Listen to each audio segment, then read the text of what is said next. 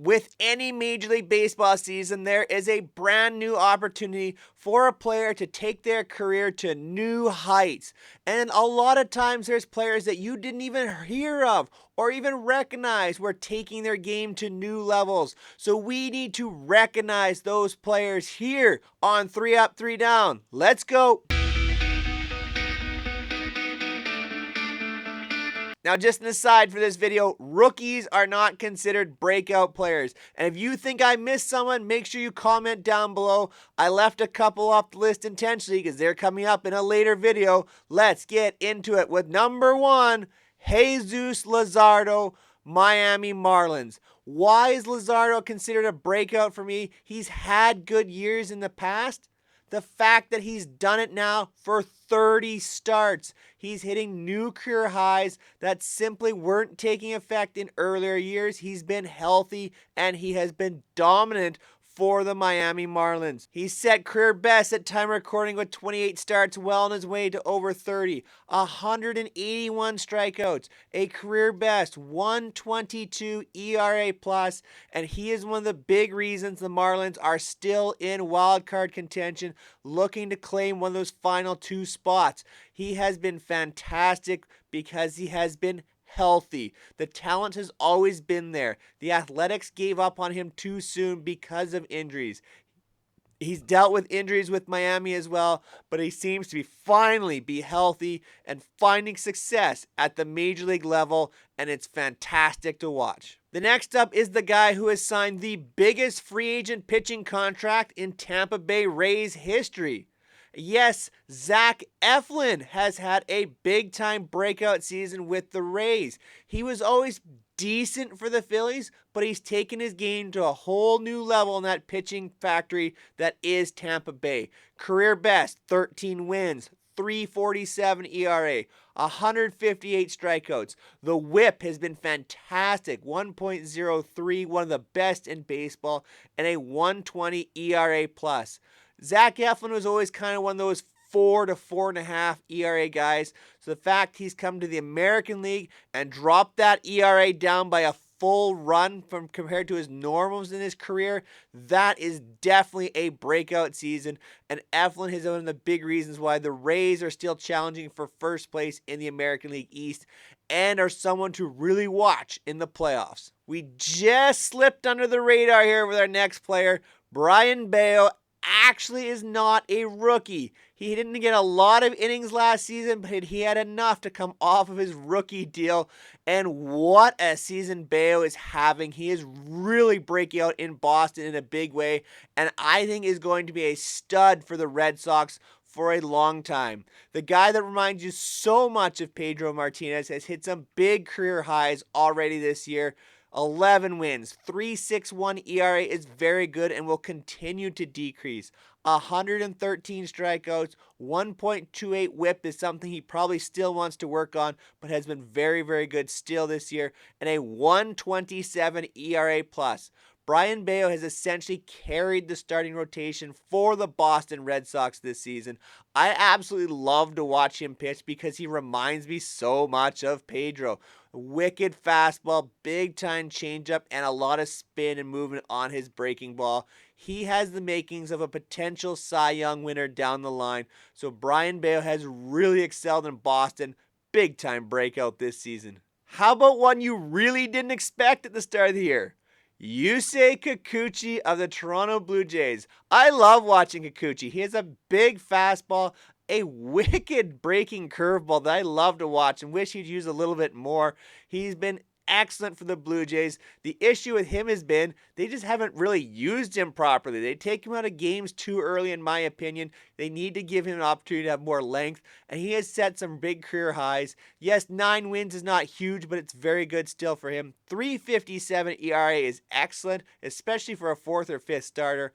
160 strikeouts at time of recording. That is absolutely incredible for Kikuchi and is very unexpected for this season. He's dropped the walk rate down almost in half from last season, down to a 1.24 whip now and a 1.20 ERA plus. Kikuchi has been excellent this season.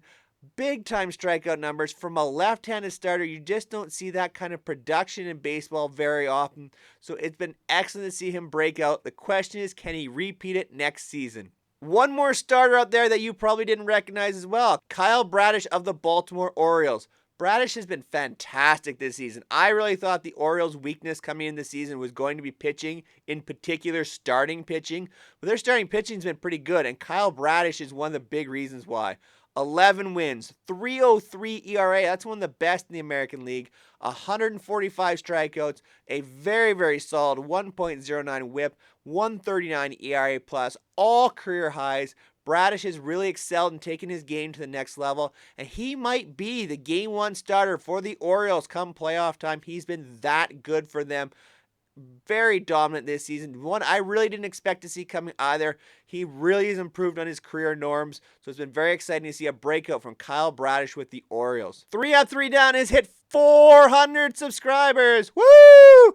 But I still need you to hit that subscribe button if you have not already done so that we can make it to 500 subscribers. Hit that subscribe button. You know I love me some pitching, but we got to talk hitters as well. And let's kick it off with two catchers who I think have really busted out this season. The first one up is Texas Rangers catcher Jonah Heim. I've been very big on Jonah Heim this year, and he has hit some big career highs this season. 264 batting average, 320 on base, 440 slugging. He's now up over 80 RBIs just recently hitting that mark, a 105 OPS plus. He has been very good for Texas, and I've mentioned a lot of times, yes, he had a bit of a wrist injury who slowed him for a little bit. He seems to be finding his game again right now. He's not able to switch hit, which is kind of a hit on him, but he's been very, very good and a very good catcher of the baseball. He frames the ball very well and gets a lot of strikes that other pitchers probably don't get.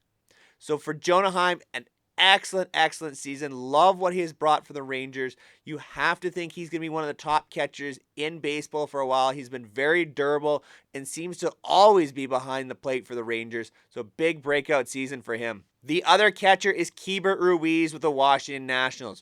Ruiz has struggled a little bit at times defensively. He's put up a negative 12 defensive run saved. You'd like to see some improvement there, but the bat is what we need to talk about. 255 average, 413 slug, a 723 OPS. The big thing for Ruiz has been 17 home runs. He's finally finding the power at the plate. He's sitting around league average as a hitter, but that's very good for a catcher in today's game. So Keibert Ruiz, yes, there needs to be improvement on the defensive side, but offensively, the fact he's finding some power at the plate is a big step forward for him. And it is, for me, is a breakout season indeed for Keibert Ruiz. Next, we have one of the most unheralded players in all of baseball, Ha-Seong Kim, the San Diego Padres. Kim is actually fifth in WAR across the National League, which is absolutely incredible. One of, if not the best defenders in baseball. In fact, he might be the best defender in baseball. Take a look at 15 defensive runs saved this year. Playing a lot of second base, but he's played some third. He's played a little bit of short as well. Incredible defensively wherever you see him. I saw him live in person, and he is legit defensively. But he's hit some huge numbers at the plate as well. 273 average, 364 on base, 422 slug. He's got 17 home runs. He's got an opportunity to get to 20 home runs this season, 120 OPS plus. That's all as a hitter. You throw in the defense, there's no wonder why he's one of the top 5 players in WAR in the National League. Absolutely incredible season for Ha-Seong Kim. It's terrible that the Padres are wasting this type of season for him. He is one of the most exciting players for me to watch in baseball, and I think he's only going to grow as a player from here. Another middle infielder that I did not see this coming from is Bryson Stott of the Phillies. 294 average, 339 on base, 440 slug. He's got 14 home runs and a 112 OPS plus. The defense is also very, very good for Bryson Stott. He's at 7 defensive runs saved. Moving over to second base this season with the signing of Trey Turner. Bryson Stott just seems to get on base and be able to hit the ball, approaching that 300 batting average. He's stolen some bases as well. He's kind of your typical middle infielder from back in the 70s and 80s.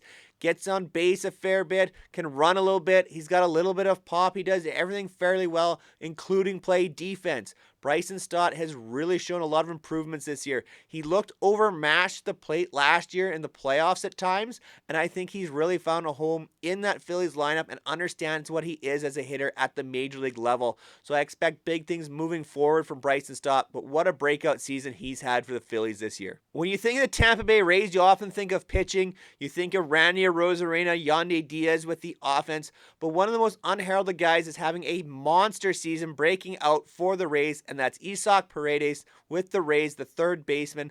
Career highs, 253 average, 352 on base, but it's the 502 slugging with 29 home runs at time of recording, a 134 OPS plus. He's going to go over 30 home runs. He's approaching career highs in RBIs. He's had a fantastic season with the Rays. He's someone you really overlook, but he can really mash at the plate. Defensively, he's a little above average as well with 3 defensive runs saved. He is one of the best third basemen now in baseball with power and defense combination. He's kind of Austin Riley light in a lot of ways. You just don't think of Paredes as that type of guy, but he's approaching Austin Riley type numbers. I think you really have to look out for Paredes in seasons moving forward. He's been fantastic for the Rays, a big time breakout for them. One final infielder to take a look at is J.P. Crawford of the Seattle Mariners. Crawford seems to have finally found a home at the top of the lineup for the Mariners and is really understanding his talents at the plate. 382 on base percentage, easily the best of his career. 428 slug. He has 81 walks for the Mariners this year, 15 home runs, a 127 OPS plus. The Mariners were really struggling, especially through the first half of the season. Moving J.P. Crawford into that leadoff spot has really helped the offense take charge, and Crawford's ability to get on base and understand his needs as a hitter have been very impressive. Now, Crawford was always kind of thought of as a little bit of a defense-first shortstop. Defensively, he's only been about league average. He's actually -1 defensive run saved this season, but his ability to get on base is driving the Mariner offense and giving them the potential to hit more home runs and score more runs, especially when guys like Teoscar Hernandez and Julio Rodriguez are heating up this season. So you have to really say that J.P. Crawford's breakout has really been timed very well for the Mariners and helped them stay in contention for a playoff spot. Let's stick in the Pacific Northwest with Jarred Kelenic of the Mariners. Yes, he made a foolish mistake, kicking something, breaking his foot. He's missed a bunch of games with injury because of it, but you can't overlook what he was doing this season before he got hurt, and with him coming back, maybe he can help drive the Mariners to a playoff spot. But career highs with a 252 average, 320 on base, 439 slug. He had 11 home runs and a 110 OPS plus, pretty much a time when he was injured. Now, yes, you need to see it for a full season, but I think we saw enough this season from Kelenic to start to feel like he has the potential to be a major league hitter, and that wasn't the case coming into this season. He's going to need to do it for a full season, but the steps have been taken, I think, to really see what he can be as a major league hitter. Now, this guy I really overlooked and didn't see this type of offensive season coming, and once I saw the numbers, I was very impressed with Brandon Marsh of the Phillies. Very good center fielder for them. The big thing with Marsh, he's been a very good defender, and he's been league average this season, 0 defensive runs saved. But offensively, he's taken this to a new level. 290 career average, new career best. 381 on base, 465 slug, 52 RBIs, a 131 OPS plus. Who saw Brandon Marsh with a 131 OPS plus this season? I didn't. He has been very, very good. Yes, he tends to hit further down the lineup for the Phillies. He still doesn't really hit lefties very well, but he needs to play every day against lefties because of his defensive ability in center field. And he covers up a lot of mistakes. Yes, he's only at 0 defensive runs saved, but I think defensively, he's even more important when you've got guys like Kyle Schwarber and Nick Castellanos in the outfield who are very poor defensively. Brandon Marsh covers up a lot of mistakes in this outfield for the Phillies. Offensively, what can you say? This is a fantastic breakout season for Brandon Marsh, and it's a big reason why the Phillies offense is so dynamic, and they've been in such a strong position in the playoff race when guys like Trey Turner and Bryce Harper have struggled this season. So Brandon Marsh has really led the way charge offensively and helped the Phillies stay as a contending team. I'm not a fan of the Boston Red Sox, obviously, but one of my favorite players for them is actually Jarren Duran, and Duran has really broken out this season. He made some really foolish defensive plays last year. He didn't hit the ball that well. This year, he's taken his game to a new level, and it's very impressive to see. Now, defensively, he's still not very good. -5 defensive run save. That's not his game. His game is about power and speed, and oh boy, has been showing power and speed this season. Career highs a 295 average, 346 on base, 482 slug, 8 home runs, 24 stolen bases. That is his game, a 120 OPS plus. It's unfortunately he's got a toe injury here at the end of the season, so we're not going to see him much the rest of the way, if at all. But Jarren Duran has really taken some steps and can really drive an offense. He's a very good leadoff hitter, in my opinion. A 346 on base is nothing to sneeze at. It's been very good for Jarren Duran. He's got pop. He's got speed. He can really change the game with one swing of the bat or simply with a walk and getting on base with his legs. He's an excellent player in my opinion. I'm really excited to see where Jarren Duran goes going forward, but he's been very, very good this season and broken out in a way that many did not expect. Our last guy has been talked about a lot this season, but because he plays in Washington, a lot of people overlooked him this season. Lane Thomas has been fantastic for the Nationals. Defense has never really been his game. It's decent at -1 defensive run save, so basically league average, but offensively, especially hitting left-handed pitching, he has excelled, but he's hit righties even better than before this season. A career best 385 batting average, 330 on base. The slugging is there, 488 slugging, 24 home runs, a 125 OPS plus. Wow, has Lane Thomas really taken his game to another level? And the Washington Nationals have to be very excited because he's still a relatively young player and fits kind of their core that's coming up with guys like CJ Abrams, Josiah Gray, Keibert Ruiz. He fits the potential window for the Nationals, so you have to wonder if they're going to make an extension to him and lock him up a little longer term. I think Lane Thomas is definitely someone the Nationals can build around. We see the breakout this season. The question will be, can he carry it forward? And it looks very promising for the future for both Thomas and the Nationals. With any list like this, I'm sure I missed some players, so make sure you comment down below who you think has had a big breakout season in Major League Baseball this season. I've left some names off. They'll be touched on in another video, so make sure you are subscribed to the channel. Hit that notification bell so you know when I've uploaded and can be one of the first to watch any video here on 3 Up, 3 Down. Appreciate all the support. Make sure you go check out some of my previous videos. Been talking a little bit of fantasy baseball of late. We're going to be talking a lot of big things as we approach the playoffs. Lots of predictions, looking back at the season as well. So make sure you are subscribed. I greatly appreciate all the support as we've now hit the 400 subscriber mark here on 3 Up, 3 Down.